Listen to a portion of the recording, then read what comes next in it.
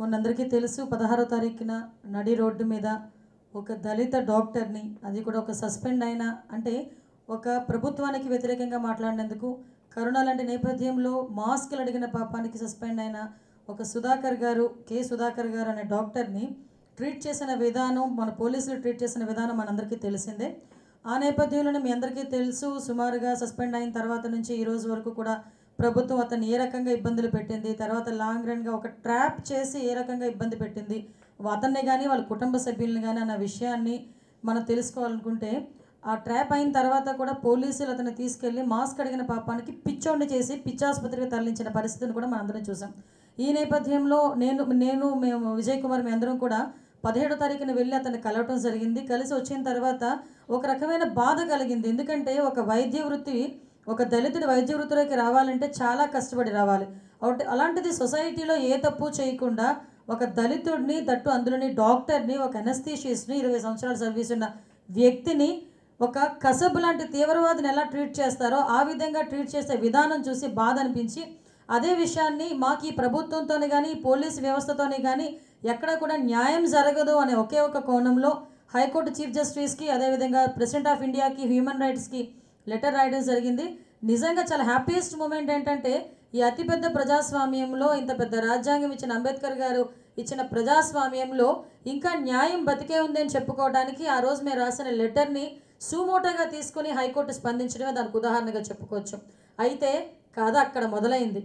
ఎప్పుడైతే హైకోర్టు సుమోటోగా తీసుకుందో వీళ్ళు ఏమనుకున్నారంటే, 151 మంది ఎమ్మెల్యేలు ఉన్నారు, మేము చెప్పిందే శాసనం, మేము చెప్పిందే వేదం, మమ్మల్ని దాటి ఎవరు వెళ్ళలేరు అనుకున్నారు. కానీ మీరు చేసినది అన్యాయం అని చెప్పి తెలుసుకోవడానికి మేము ఒక రాసిన లెటర్తో హైకోర్టు న్యాయ వ్యవస్థ సుమోటోగా తీసుకొని దీని మీద న్యాయం చేయడానికని ముందుకు వస్తే, ఈరోజు బయటకు వచ్చారండి బాబాయిలు అబ్బాయిలు. ఎందుకు ఈ మాట చెప్తున్నానంటే, బాబాయి అబ్బాయిని ఇప్పుడు సుధాకర్ గారి తాలూకా చుట్టాలందరూ కూడా మన గవర్నమెంట్లో ఉన్న మంత్రులు కొంతమంది, మేము మీకు చుట్టాలం అవుతాము, మీరు ఎట్టి పరిస్థితుల్లోని కూడా ఎక్కడ మీడియాకి ఎక్కడ మాట్లాడొద్దు, మీ అబ్బాయికి మేము ఉద్యోగం ఇచ్చేస్తాము, మీ అబ్బాయిని కూడా తప్పు చేశాను, నాది తప్పే అని చెప్పి క్షమాపణ అడిగినట్టుగా మాకు ప్రెస్ దగ్గరికి వెళ్ళి మాట్లాడమనండి అని చెప్పి ఈరోజు ఉదయం నుంచి మా బాబాయి అబ్బాయి కలిపి పెద్ద హైడ్రామా మొదలుపెట్టారు. అయితే ఈ విషయంలో మనం ఆలోచించుకున్న దగ్గర ఏంటంటే, డాక్టర్ గారే స్వయంగా మాకు కాల్ చేసి, అమ్మ ఇలా జరుగుతుంది, నన్ను ఇలా బెదిరిస్తున్నారు, కొంతమంది ఫోన్ చేసి బెదిరిస్తున్నారు, ఏం జరుగుతుందో మాకు అర్థం కావట్లేదు అని అతను భయపడే పరిస్థితి. అదేవిధంగా వాళ్ళ తల్లిగారి దగ్గరికి వెళ్తే ఆవిడ కూడా అదే పరిస్థితి. ప్రభుత్వంలో ఉన్న ఒక దళిత మంత్రి, ఈరోజు ఆ దళిత మంత్రికి నేను సూటిగా అడుగుతున్నా, నేను ఇది ఆరోపణ కాదు నిజం, మీకు ఏదైనా మా దగ్గర నుంచి మీరు ఆరోపణ చేశారని మీరు ఏదైనా అనుకుంటే కనుక మేము ఎక్కడికి వచ్చి నిరూపించడానికైనా మేము సిద్ధంగా ఉన్నాం, ఆ ఫోన్ నెంబర్లు చెప్పమన్నా కూడా మేము చెప్పగలం. కానీ పత్రికాముఖంగా మాట్లాడేటప్పుడు ఇప్పుడున్న సిచ్యువేషన్లో డాక్టర్ గారి ఫ్యామిలీకి థ్రెటనింగ్ ఉంది కాబట్టి మేము ఈ మాటలు కూడా బయటకు చెప్పేదానికి కొంచెం సంశయిస్తున్నాం. కానీ ఇందులో ఎటువంటి అబద్ధాలు, అసత్యాలు అయితే మాత్రం లేవు. వీళ్ళు డైరెక్ట్గా ఫోన్ చేసి, మీ అబ్బాయిని తప్పైపోయింది, నేను తాగి ఫ్రస్ట్రేషన్లో నా మైండ్ పనిచేయక నేను మాట్లాడాను, నన్ను క్షమించండి, నా ఉద్యోగం నాకు కావాలి అని ఒక్క మాట మాట్లాడితే చాలు, మేము తిరిగి మీ ఉద్యోగం మీకు ఇచ్చేస్తాము అని చెప్పి ఒక మైండ్ గేమ్ స్టార్ట్ చేసి ఓవరాల్గా చెప్పారు. ఏమంటే ఆ ప్రభుత్వానికి నాకు అర్థం కాదా?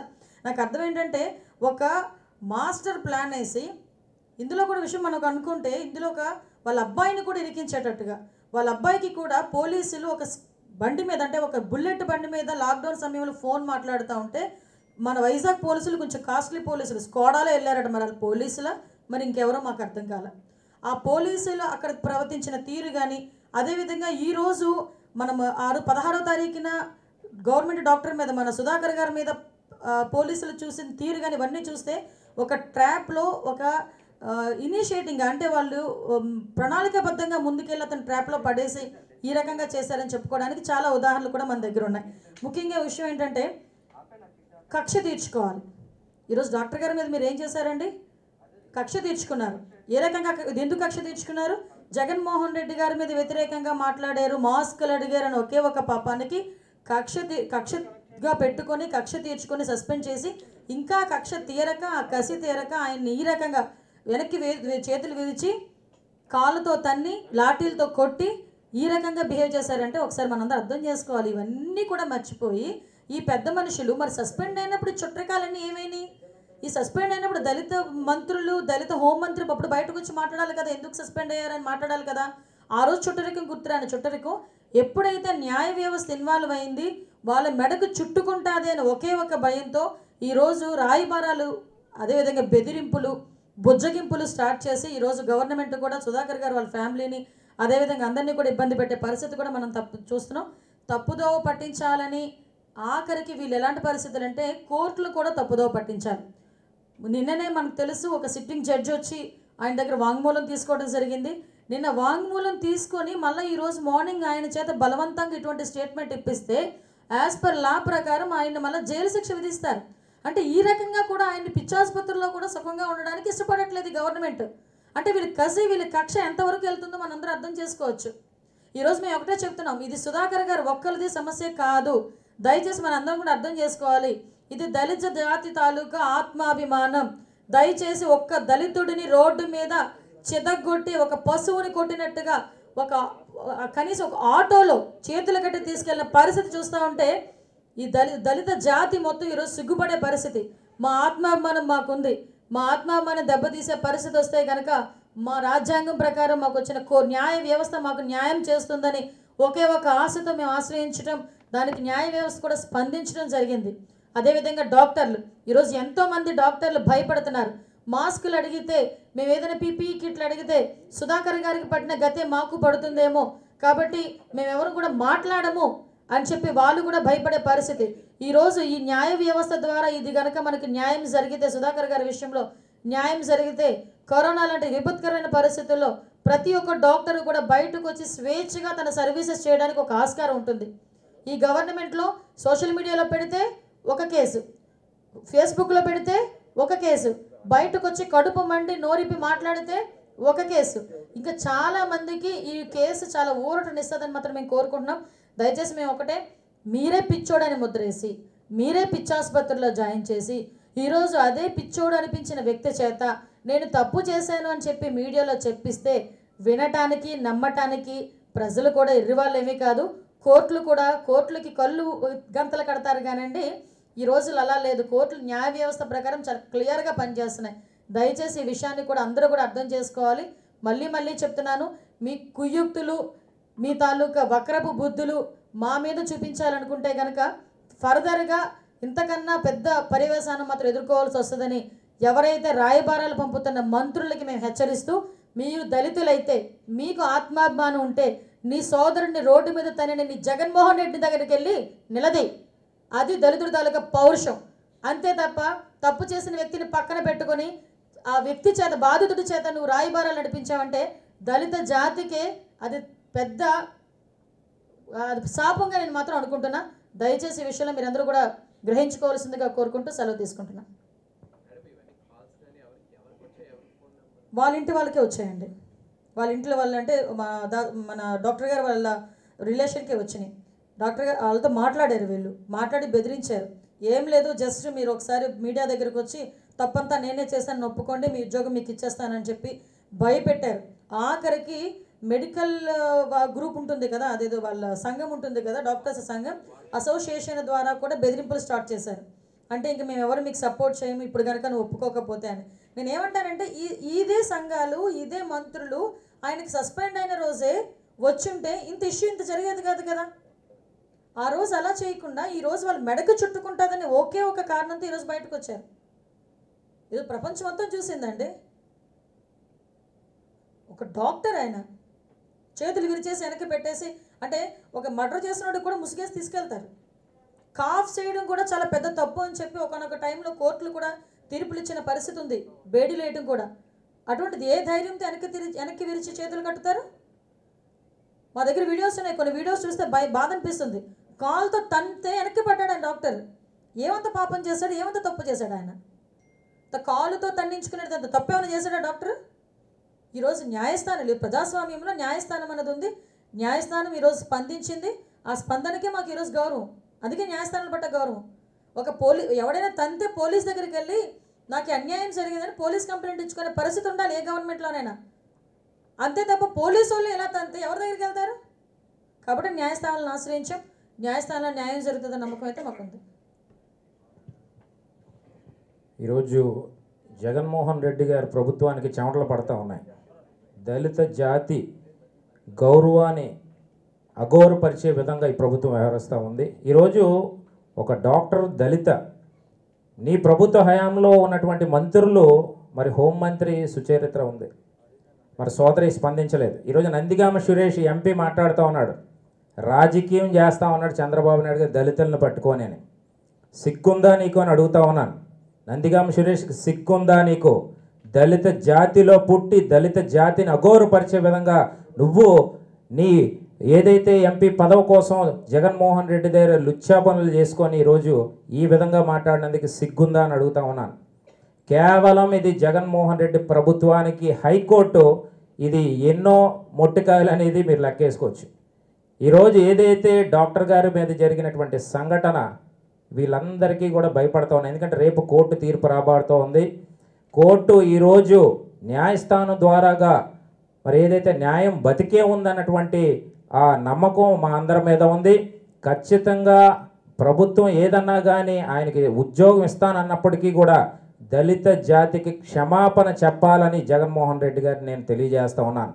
ఈరోజు దళితుల మీద ఒక చులకన భావన, దళితులను ఒక చిన్న చూపు, ఈరోజు ఇదే ప్రభుత్వంలో ఉండి ఈరోజు దళితులతోనే ఓట్లు వేయించుకొని ఈరోజు అదే దళితుల్ని ఒక హీనంగా నీచంగా చూస్తున్నటువంటి ఈ ప్రభుత్వానికి ప్రజాక్షేత్రంలో ప్రజలు దళితులందరూ కూడా బుద్ధి చెప్పాల్సిన అవసరం ఉంది. ఇది ఈరోజు ఇలాంటి సంఘటన రేపన్న రోజు జరగకుండా ఉండాలి అంటే ప్రతి ఒక్కరు కూడా కలిసి ముందుకు నడవలసిన అవసరం ఉంది. ఇది జరిగిన వెంటనే ఫస్ట్ మరి స్పందించింది తెలుగు మహిళా అధ్యక్షురాలు మాజీ శాసనసభ్యురాలు అనిత గారు. కోర్టులో పిటిషన్ వేశారు. అప్పటి నుంచి కూడా ఇద్దరం కూడా పోరాడుతూ ఉన్నాం. ఎందుకంటే దీనికి ఒక ఫుల్ స్టాప్ పెట్టాలి, ఈ ప్రభుత్వానికి ఒక ఫుల్ స్టాప్ పెట్టాలి.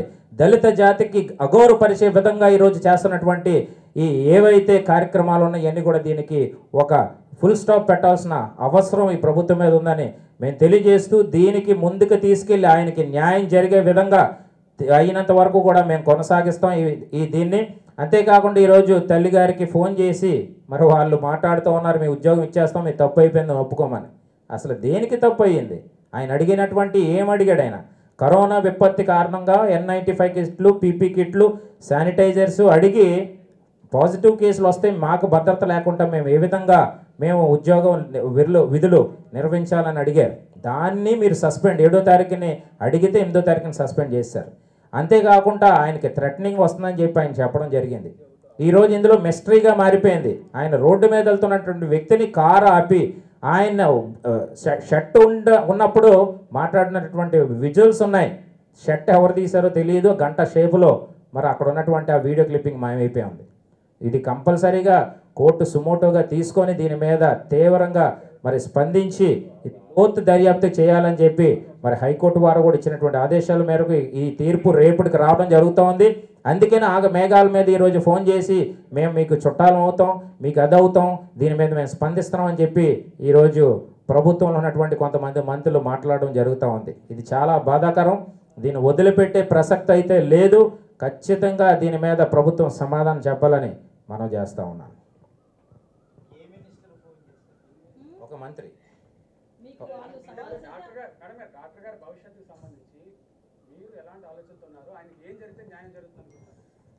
సార్, ఆయనకి న్యాయం ఎలా జరుగుతుందంటే ఆయన ఏదైతే సస్పెండ్ అయ్యి రివోక్ అయ్యాలి, తిరిగి ఆయన విధులకు ఆయన నివర్తించుకునేటట్టు చేయాలి. ఇది ఆయన పరంగా అయితే ఫర్దర్గా ఏ వ్యక్తికి కూడా ప్రశ్నించే ఏ వ్యక్తికి కూడా అంటే ప్రాపర్గా ఒక సిచ్యువేషన్లో దాన్ని ఏమంటారంటే ఒక అవసరం మేరకు ప్రశ్నించిన ఏ వ్యక్తికి కూడా ఇటువంటివి జరగకూడదు. ఎందుకే అంటున్నానంటే సుధాకర్ గారికి ఎలా జరిగింది, మేము వదిలేస్తాం, రేపు పొద్దున ఇంకొకరు జరుగుతుంది, రేపు పొద్దున ఇంకొకరు జరుగుతుంది. మా ఆత్మాభిమానాన్ని గౌరవించండి.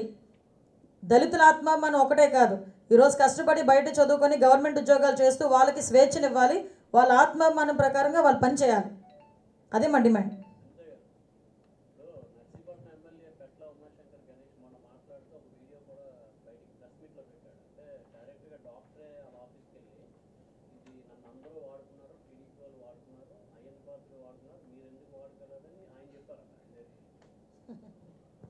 అంటే పెట్ల గణేష్ గారి దగ్గరికి, ఎమ్మెల్యే గారి దగ్గరికి, అంటే అయ్యనపాత్ర గారి దగ్గరికి వెళ్తే అయ్యనపాత్ర గారు మనిషి అన్నారు. మరి పెట్ల గణేష్ గారి దగ్గరికి వెళ్ళి ఆయన ఇలా మాట్లాడారంటే ఆయన పెట్ల గణేష్ గారి మనిషా? మేము క్వశ్చన్ చేస్తున్నాం. ఇప్పుడు ఒక ఎమ్మెల్యే దగ్గరికి ఆయన వెళ్ళి ఏం మాట్లాడారో వీడియో తీసి, అంటే ఆయన ఏం మాట్లాడుతున్నారో వీడియో తీసి బయటకి ఇప్పించేటంత చేస్తున్నారంటే ఆయన మీద ఎంత కక్ష పెట్టుకున్నారో ఒకసారి అర్థం చేసుకోవాలి. ఏదో సీసీ క్యామ్స్ ఉన్నాయి, సీసీ క్యామ్లో రికార్డ్ అయ్యిందంటే అది వేరే విషయం. కావాలని రికార్డ్ చేసుకుంటూ అతన్ని మాట్లాడించి, అంటే ఒక ఓవరాల్గా చెప్పాలంటే డే ఫస్ట్ నుంచి మనోడి మీద ఎందుకో డాక్టర్ మీద ట్రాపులు జరుగుతూనే ఉన్నాయి. మీకు వాళ్ళ అబ్బాయి విషయం కనుక వాళ్ళ అబ్బాయి మీకు చెప్తే కనుక తెలుస్తుంది అక్కడ కూడా ఆ బండి విషయంలో కూడా ఎలా ట్రాప్ జరిగింది అన్నది.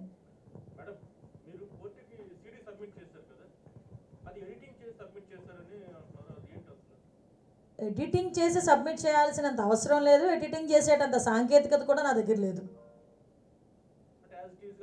విషయం ఏంటంటే నేను సుమోటోగా తీసుకుందండి ఈ కేసుని.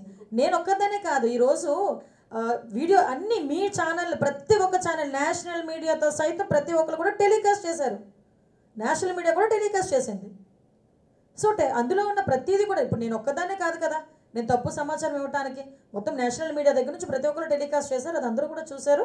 దాని మీదనే సుమోటోగా తీసుకోవాల్సిన అవసరం వచ్చింది హైకోర్టు.